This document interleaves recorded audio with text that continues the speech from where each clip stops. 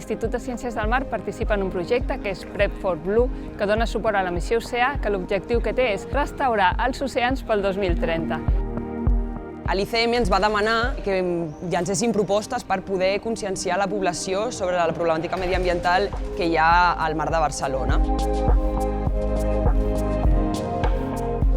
A nosaltres ens semblava molt interessant aconseguir un lloc de diàleg entre el disseny i les arts creatives amb les ciències del mar. Llavors el que han fet ha sigut un exercici d'entre empatia i consciència per entendre com la societat ens estem relacionant amb el medi que ens envolta.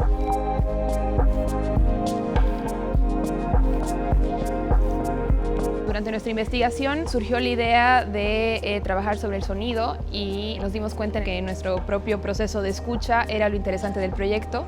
L'escolta activa és una pràctica que el que fa és donar-te un moment de presència per poder valorar el teu entorn. A partir d'aquesta pràctica vam acabar fent una guia, la qual vam convertir en una tovallola.